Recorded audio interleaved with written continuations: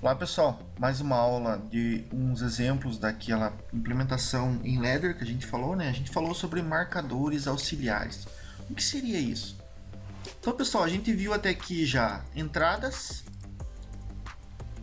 A gente tem aqui, né, entradas, I1, dependendo do CLP, ele tem número da entrada, né? I1, I2, I3, I4, dependendo da qual a gente vai utilizar, né? A gente falou que ela pode ser contato aberto, contato fechado, tranquilo. Vamos já implementar ela aqui. Vamos colocar o I2 também, só que o I2 eu quero contato fechado, tá? Lembra que a gente tem a saída, né? Q1, daí temos o contato Q1, certo? A gente pode acionar uma outra saída. Lembra que a gente viu isso, né? A saída, ela aciona algum elemento externo. Então ela vai para um módulo que tem uma saída física no CLP, certo? A memória, os marcadores auxiliares, relés auxiliares, que alguns chamam, algumas nomenclaturas, quando vocês lerem, vai chamar. Eu gosto de chamar de memória. A gente vai falar aqui no curso sobre memória. Digamos que eu não preciso acionar uma saída para acionar outra saída. Eu posso usar aqui, ó, se eu quiser apagar um elemento, onde está o verdinho, eu seleciono e aperto Delete. Tranquilo? Ou eu posso deixar verdinho aqui e vir aqui, ó. Estão vendo, pessoal?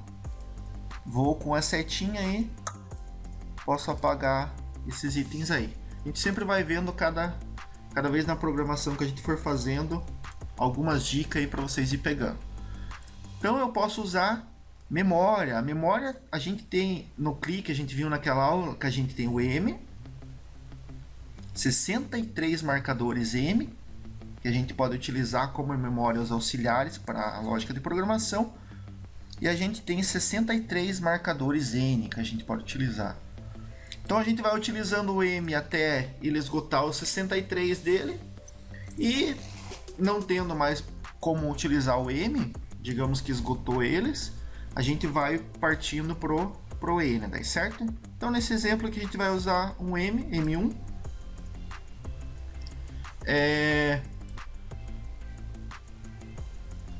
Vamos simular como que ficaria essa lógica aqui, ó. Então eu acionando o I1, aciona a minha memória. Essa memória não acionou nada aqui e não acionou nada externamente. Por quê? Porque ela é só interna, certo? Então o que a gente pode fazer? Eu posso usar ela para acionar algum item, né? Então a tecla detalhe da memória, azulzinho, M. Então aonde está selecionado, aperto M. Eu vou usar o mesmo endereçamento dessa que eu usei na bobina ali, certo? M1 vai acionar a saída 1, certo? Vamos ver como é que fica na simulação.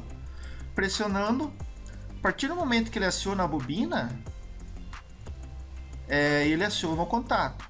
Para esse contato acionar, ele tem que acionar a bobina, certo?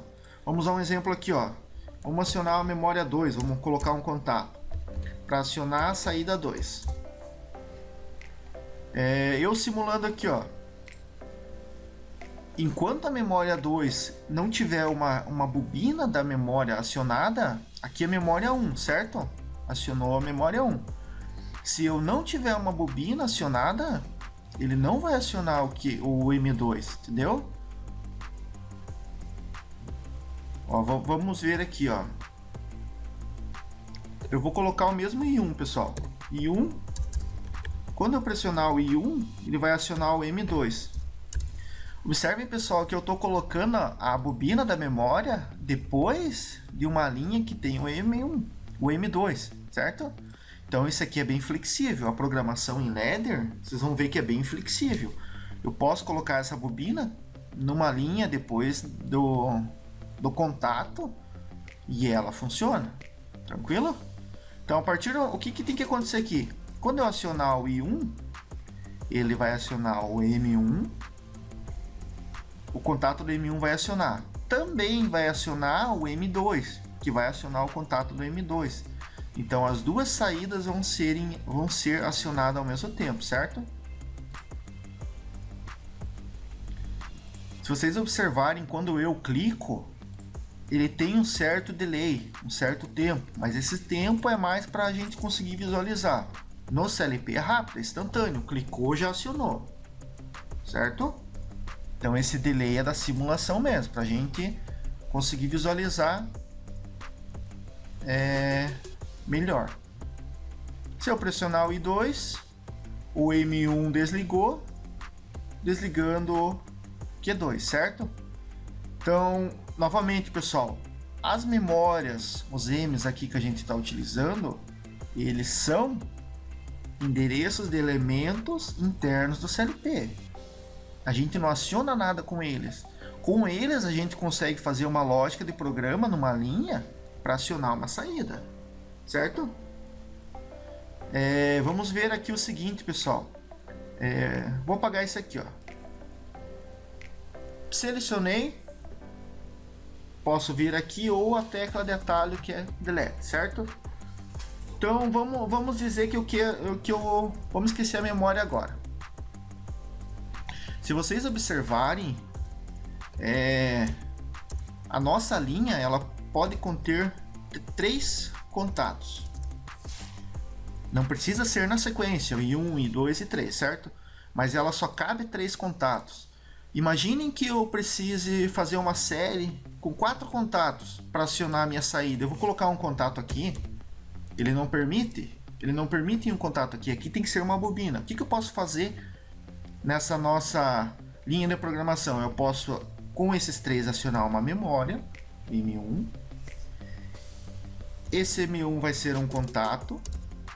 Daí mais o I4 para acionar a minha saída.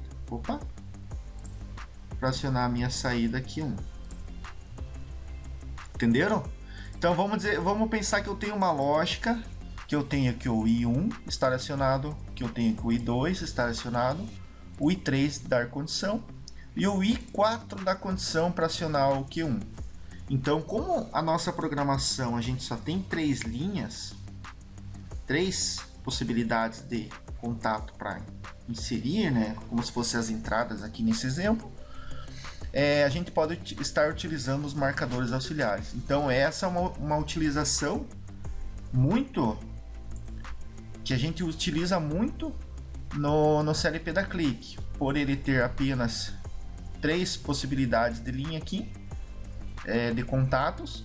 A gente utiliza um marcador e vai para a próxima linha para fazer uma série. Tranquilo? Então essa aula é mais para vocês conhecerem a memória, né? Vamos colocar um marcador do tipo N, né? Pra vocês darem uma olhadinha. O N1. Coloquei o N1, mas não mudei o M1 aqui. Vai acionar? Claro que não, pessoal. Tem que ser o mesmo endereçamento. O mesmo endereçamento da bobina tem que ser do contato. Beleza? Agora, se eu acionar o I1, se eu acionar o I2, o I3, agora acionou o N1. Quando eu acionar o I4, ele me dá a possibilidade do Q1 ser acionado. Tranquilo? Pessoal, então essa aula a gente esclareceu sobre as memórias, né? A gente vai usar muitas memórias, vocês vão ver que no dia a dia de vocês vão usar muito. E ficamos por aqui nessa aula. Um forte abraço e vamos para a próxima aula.